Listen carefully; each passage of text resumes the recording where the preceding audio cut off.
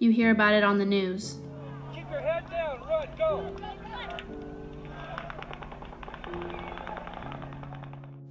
But you never think it'll happen to you.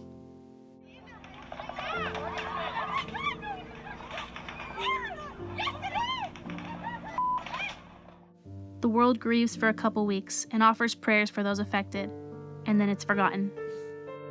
Use clip and reloads. Stalking back and forth between rooms, he continues to fire away. And then... Until the next time it happens. 9:41 a.m. The children's day and their innocence is shattered. 67 St. Hook School. Callers indicating she thinks there's someone shooting in the building. We heard a loud bang. We thought that something fell. This cycle needs to end. I ran back to my classroom. Told my teacher, I think that's a shooting. I think we should go in the back and hide. Over the past 3 decades, state laws have changed dramatically.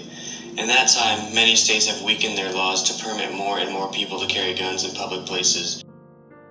Though most states continue to require a permit in order to carry a concealed weapon in public, most states now can place few to no restrictions on open carry.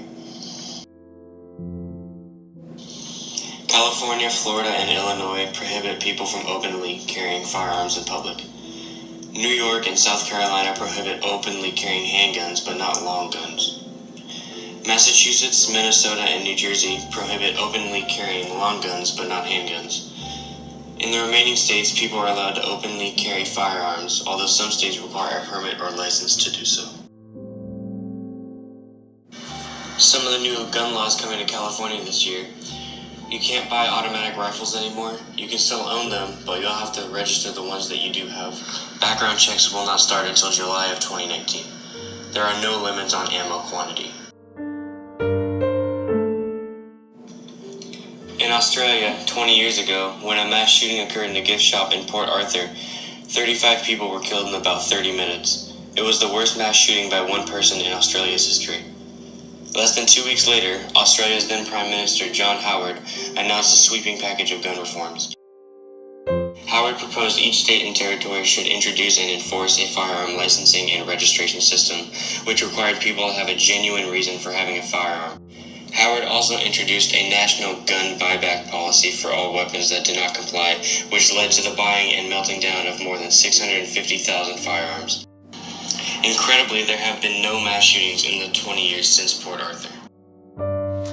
Americans own 48% of the estimated 650 million civilian-owned guns worldwide. We own more guns per capita than residents of any other country. Millions of guns are sold each year in no questions asked transactions, and experts estimate that 1 in 5 guns now sold in America are done so without a Brady background check. On average, 96 lives are lost per day due to gun violence, and for every one person killed, 2 more are injured. In this year alone, more than 1,800 people have already been killed due to gun violence. America also takes the title for the most mass shootings in the world. Although public mass shootings accounts for a small fraction of the country's overall gun-related deaths, it has drawn the most attention to the issues of gun violence.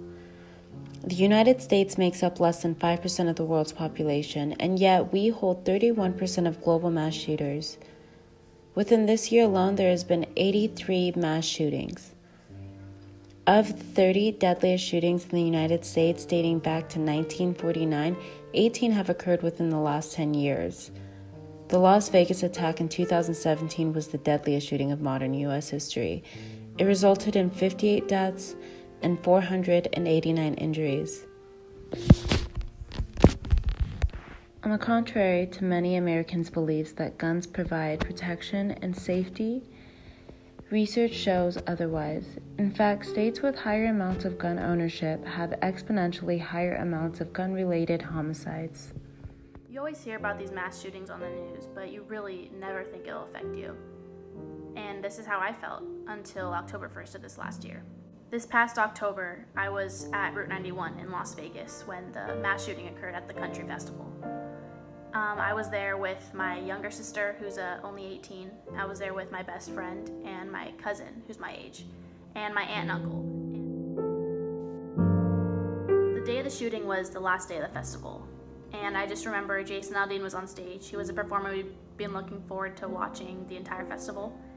And when the shooting started, it was around 10 o'clock at night, and when it first started, everyone was confused. We all thought it was a blown speaker or fireworks or something. I personally thought it was a blown speaker. And I remember Jason Aldean was singing on stage. He stopped and looked around to see what was going on, thinking it was a blown speaker as well.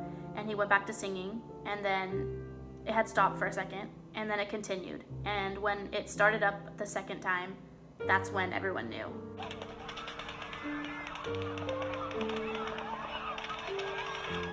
And I just remember people yelling, "It's gunshots," and to hit the floor, and immediately we all dropped to the floor. I remember I just jumped on top of my little sister, and I was shielding her body as we saw bullets flying and people falling and blood. And so after we hit the floor, we were probably laying down there for about 30 seconds, which felt like an hour.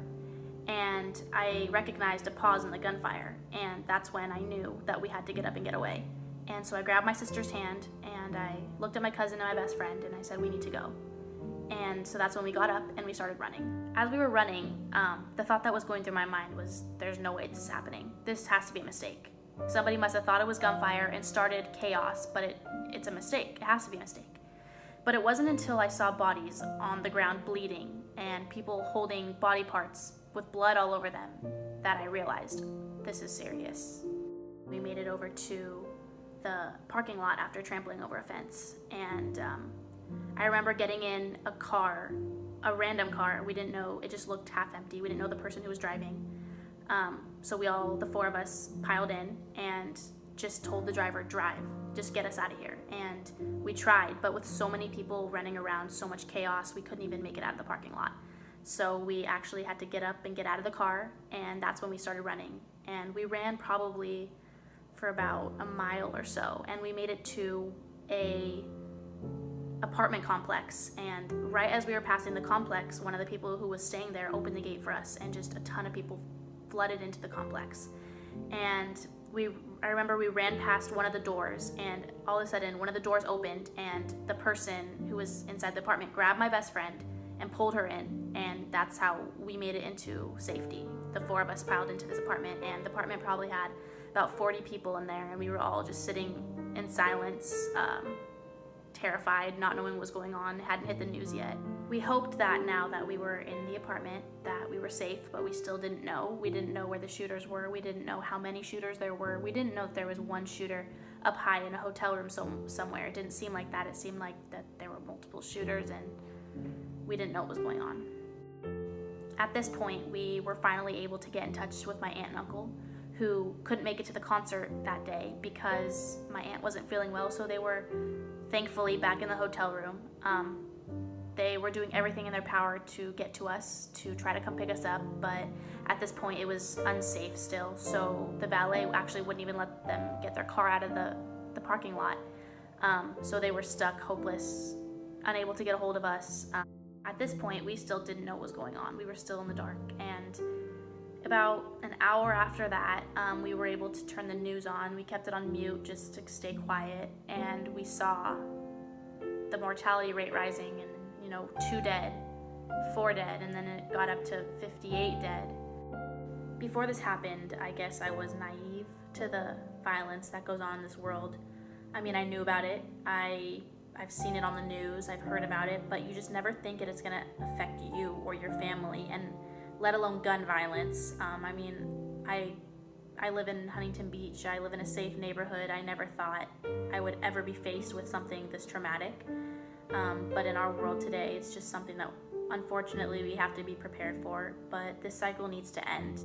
This tattoo I got is actually in remembrance of that day. It's the date of the concert with the Route 91 symbol, and it's in remembrance of the 58 lost souls from that day.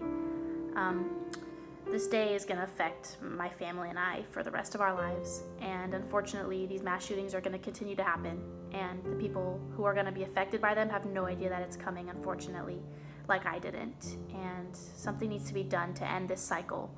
We can't keep offering our prayers for those affected and then forgetting about it until the next one happens. Something needs to be done, whether that be stricter gun control laws or